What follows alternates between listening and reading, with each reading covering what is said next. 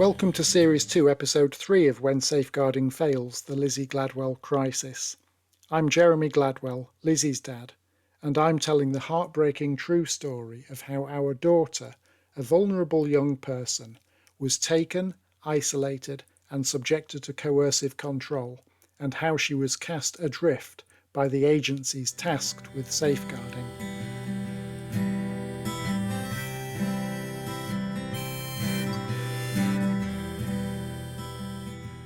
Jane and I had created the document because Humberside Police and Focus Adult Social Work refused to acknowledge the evidence of coercive control, manipulation, and exploitation. I created the podcast because those self-same agencies refused to read the document. By October 2024, the podcast had begun to build momentum. Word spread on social media, through shares, through shocked conversations between friends. Each new listener meant one more person who had heard our story, one more person who now understood the woeful indifference of the agencies tasked with safeguarding vulnerable young people. One more family warned. Every listener was a drop of water, and drop by drop, the pressure was building. As the ripples from the podcast spread, so did the responses. Comments, emails, and messages began to appear, often raw, heartbreaking. People were horrified. But more than that, many recognised their own stories in ours. It was like a Me Too movement for families who had experienced the same cold indifference from statutory agencies where their vulnerable children were exploited. Significantly, we realised that this issue wasn't isolated to North East Lincolnshire. It was systemic. The system is truly broken, one listener wrote. It's so similar for so many parents of kids with FASD. Another said, I hope one day the professionals will listen to us as parents. You have inspired me to tell my story. The messages were heartbreakingly familiar. This has been our lives for the past 2 years. My heart is broken. It's absolutely devastating and it shouldn't be like this. Listeners understood our struggle. One comment resonated deeply. It's hard enough to parent a child with FASD without having the darkness of the system oppress you further. Another pointed to a broader issue. The police are supposed to protect people from their abusers. The abusers will continue to abuse because they know the police aren't interested. If the police were interested, some potential abusers may think twice. This was our reality, Jane and I. My faith in both adult social care and Humberside Police was non-existent. All I wanted was to see Lizzie, to walk with her, to hear her voice, to exchange messages like any parent would. But instead of help, the agencies seemed bound together, standing shoulder to shoulder, united in their refusal to safeguard a vulnerable young person from isolation, manipulation, and exploitation. Who among you would not do the same as me? Who would not fight for their child? Everyone understood my actions. Everyone except the very people whose job it was to protect Lizzie.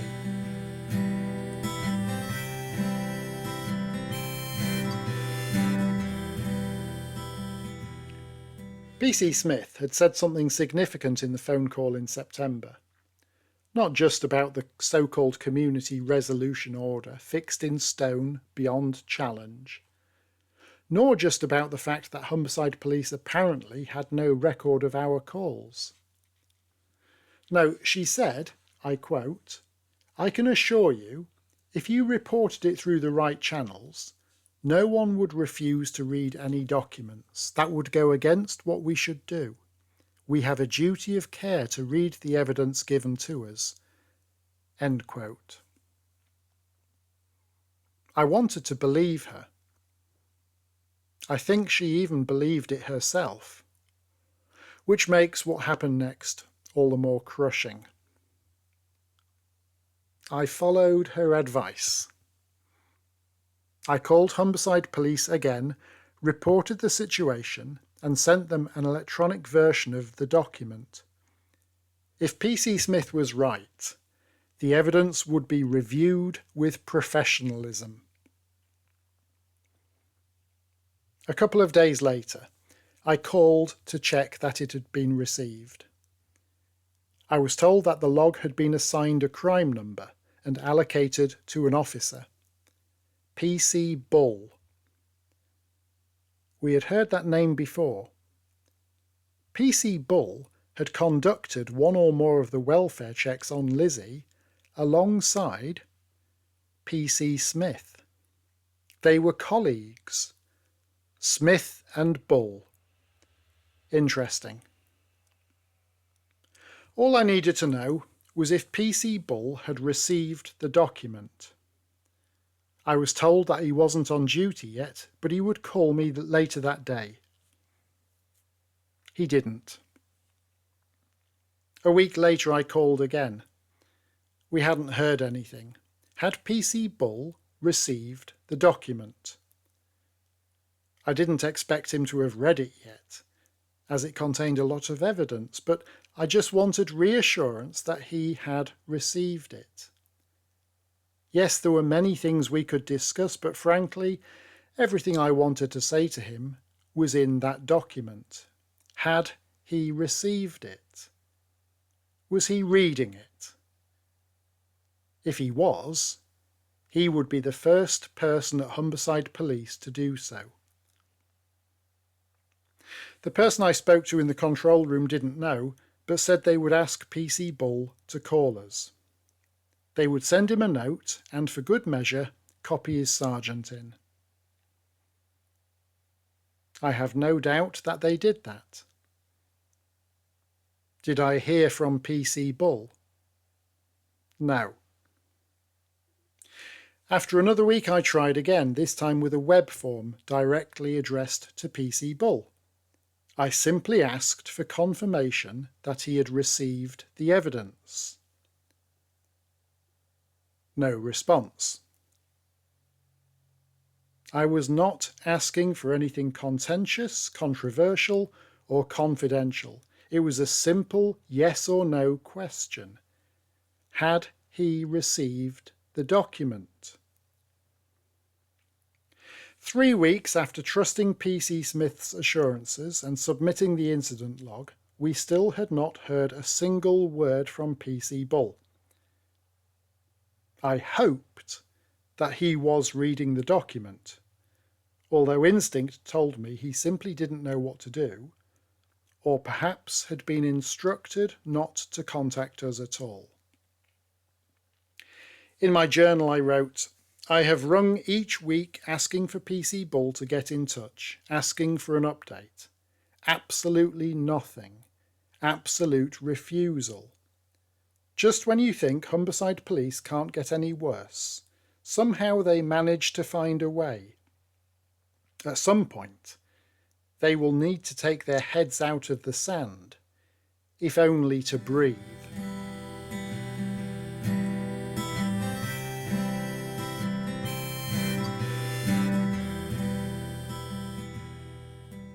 By the 4th week, even the officers in the control room were growing increasingly bewildered as to why PC Bull was so comprehensively silent. They concurred that it was very odd, mysterious, unprofessional. They offered to send him another note, copying the sergeant in again. I told them that it had been done before, but to try anyway. 6 weeks, still nothing. So much for PC Smith's assurances about professionalism and duty of care. PC Bull was simply not getting back to me. Moreover, by now it was unmistakably deliberate. PC Bull was not giving anything away, except for a note he'd put in the system saying that he had been in touch with the Professional Standards Department, the very department that had openly refused to read the evidence document. 7 weeks. Me again. Any update? Any word? Any feedback? Any progress? Had PC Bull actually received the document? No clue. By the 8th week, 2 whole months after the good faith was shown based on PC Smith's misplaced assurances, I finally conceded that I was not going to hear anything at all from PC Bull. This blatant stonewalling was completely unacceptable.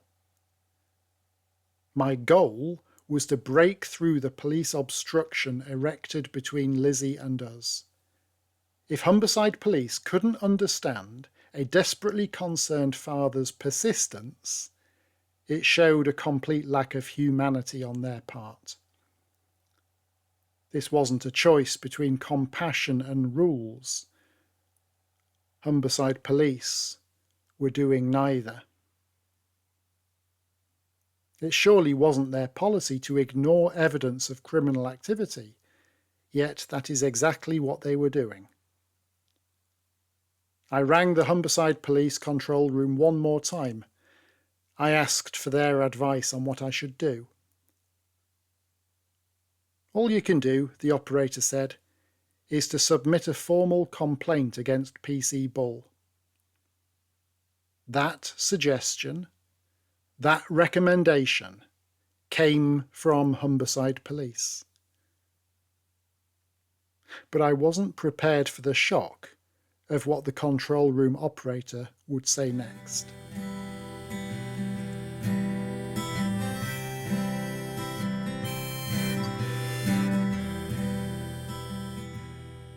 She was trying to be helpful, I know that, and she had been helpful.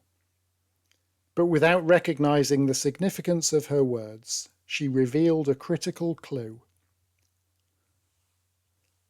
"Let me have a look to see if there's any notes that would help," she said.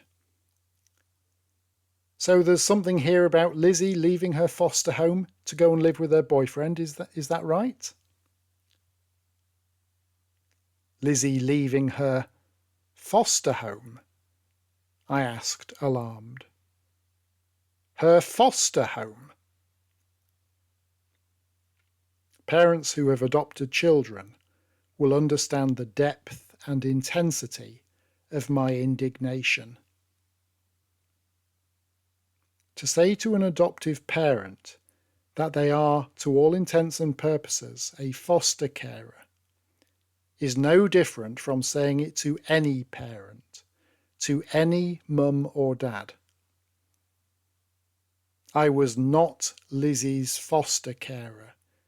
I am her dad. We didn't adopt her and raise her and love her just to lose her like an object, or let her go like a lamb to the slaughter.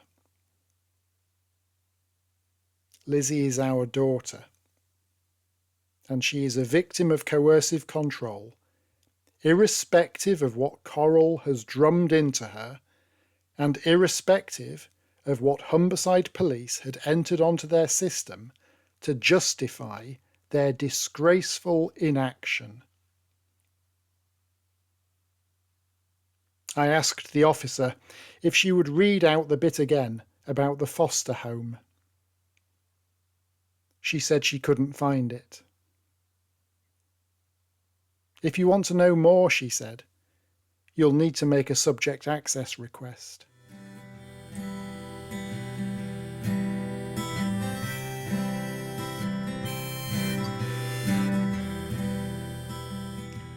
The guidelines set by the College of Policing are viewed as akin to sacred scripture within the police.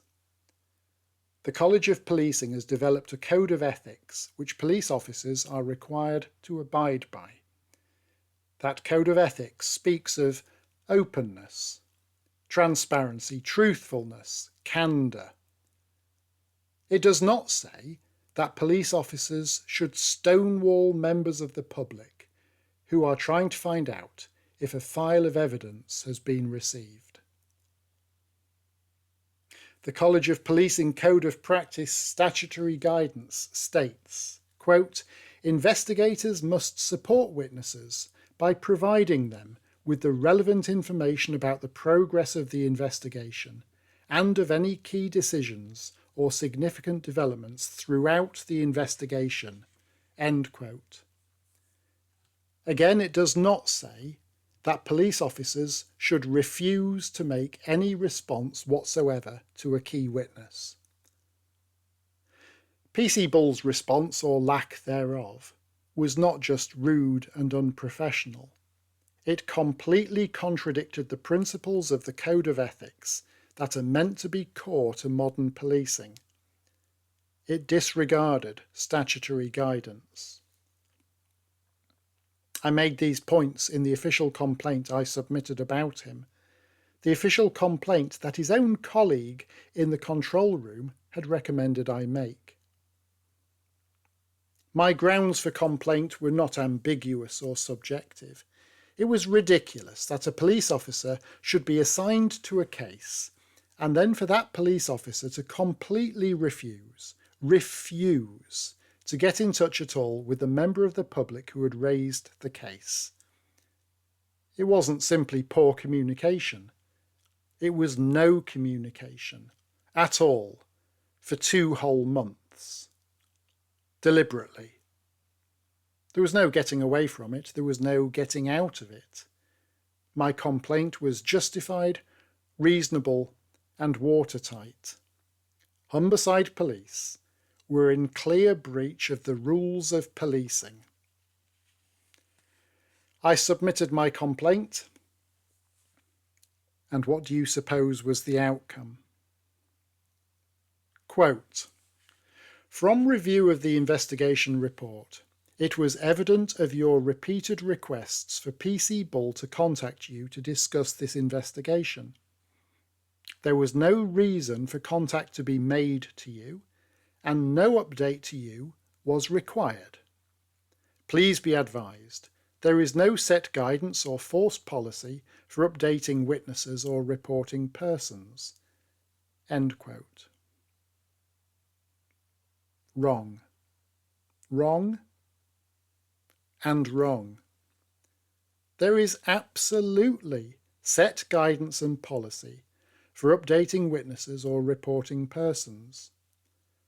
Unfortunately, once again, Humberside Police were choosing to selectively ignore statutory guidelines.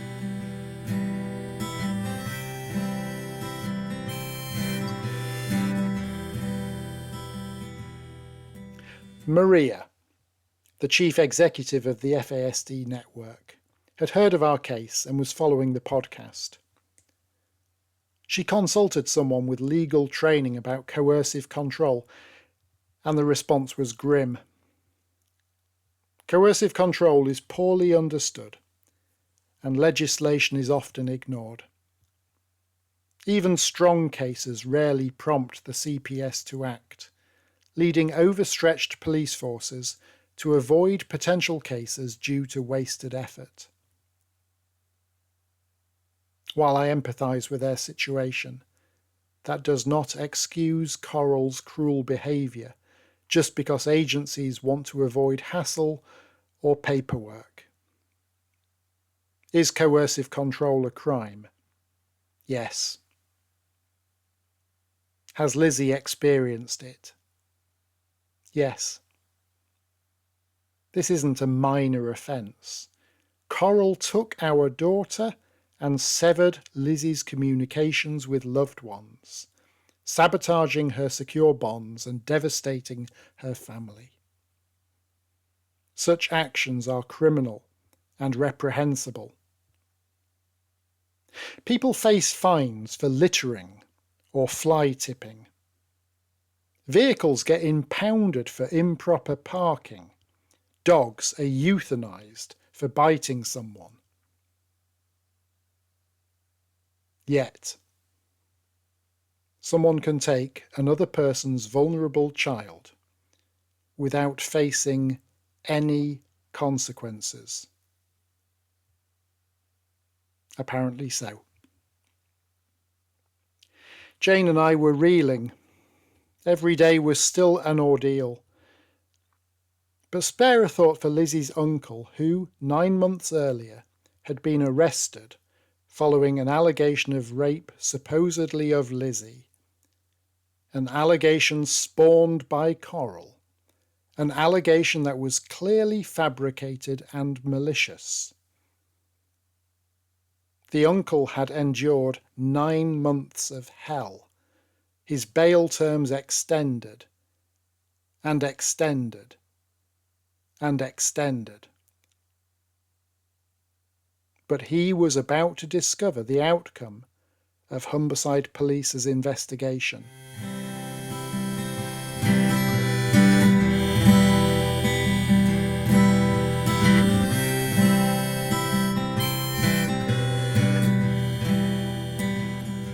Thank you so much for listening to this episode of When Safeguarding Fails, the Lizzie Gladwell Crisis. Please subscribe for news and updates on lizziegladwell.org.uk. Silence may be the language of failing institutions, but our voices together can break it. Keep speaking, keep listening, keep holding them to account. Thank you again, and join me for the next episode.